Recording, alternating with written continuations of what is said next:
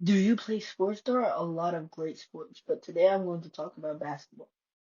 It's Delivers my from the favorite corner, sport. You putting cannot it stop down. thinking. All you have to do is dribble a basketball Nasty for play 17 by seconds straight, Wall.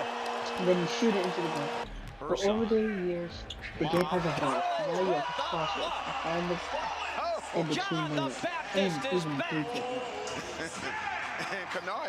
But have you ever wondered where it all started? Well, to understand that, we gotta go way back to the year of 1890, when an old man named James Naismith created a game his students can play indoors when it was raining outside. He used a peach basket and a soccer ball. But the first big change in the game came in the year of 1906, where we got our first ever real basketball and a real rim. From then, players would be able to dribble properly and shoot properly on a real rim. It wasn't until 1949, though, that the NBA was founded. A draft system was introduced as the best way to select players for each team fairly.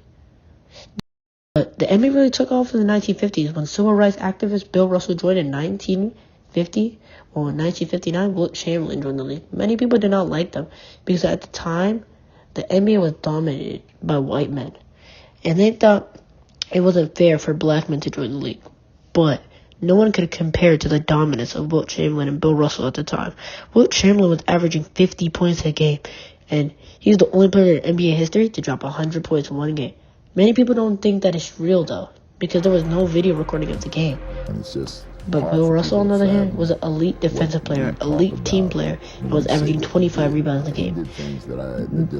But in the span of 10 years, only Bill Russell and Wilt Chamberlain were the only people to win rings at NBA championship.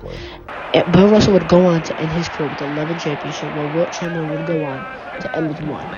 But 8 of Bill Russell's championships were in a row. Bet. The most in NBA history to this day. That's why they named the Finals MVP award to the Bill Russell Award to show how good he was in the finals. After their time, the NBA introduced awards like the MVP, Finals MVP, and the Defensive Player of the Year. But when they retired, the viewership went down. Many people considered this era of the NBA the dark times. There was a rivalry league called the ABA, which took some of the league's most biggest stars like Julius Erving, hurting the league's popularity. But around that time, about 70% of NBA players were using drugs. But one of the greatest basketball players ever joined the league in the 1970s. His name was Kareem Abdul-Jabbar. At the time, he was 4-time league MVP, but a one-time champion. But when he would end his career with the Los Angeles Lakers, he would have 6 MVPs and 6 Finals MVP and 6 championships. But his best record ever would be he was the all-time leading scorer in points. But it wasn't until 2023 that one man would break his record. Eventually, the NBA and ABA would merge, but it didn't have much success when it came to popularity. It wasn't until 2 players came along and saved the league. Their name is Magic Johnson and Larry Bird.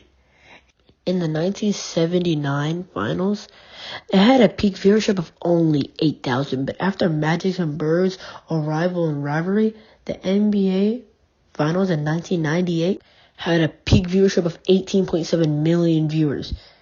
Magic and Bird's rivalship didn't even start in the NBA. It started in college when they met each other in the NCAA final.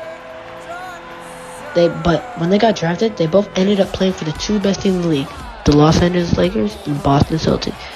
But they were in 2 different conferences, meaning they would often play each other in the NBA final. The rivalry was not special just because of their teams, but also because of their personalities and style.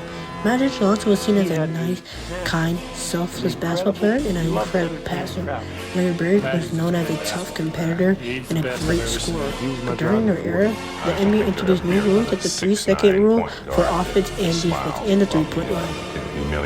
The biggest change was the draft lottery, where the 15 worst teams in the league would have a chance to get the first overall pick through a random draw. This was because this was made to stop teams from purposely losing to get better draft picks. As Magic Johnson and Larry Bird were approaching retirement, a new player emerged to take the NBA to another level, Michael Jordan. Thanks to his airness brand, he helped skyrocket the NBA the NBA global popularity by the end of his career, earning the name the GOAT, the greatest of all time.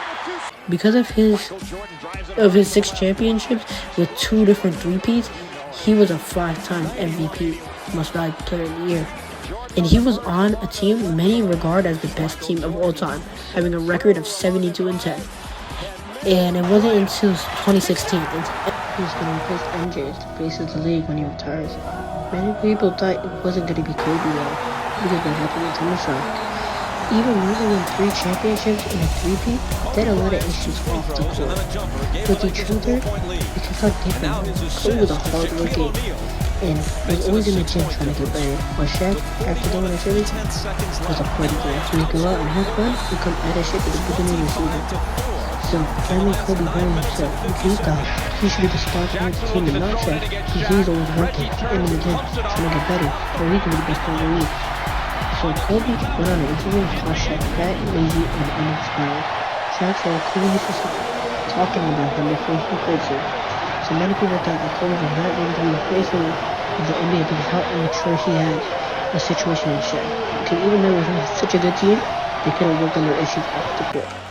But just after 1 year later, after Michael Jordan retired, a young man came, drafted straight from college, straight from high school, that many people call the GOAT, LeBron James, who's still playing to this day at the age of 40, but started in the league at just 18.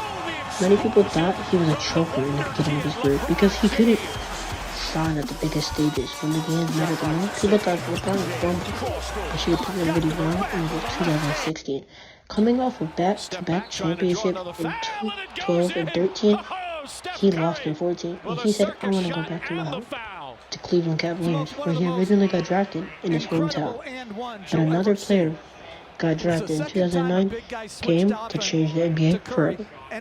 His name, Steph Curry. Until Steph Curry's arrival, the league was dominated by centers, tall players who could score right next to the basket.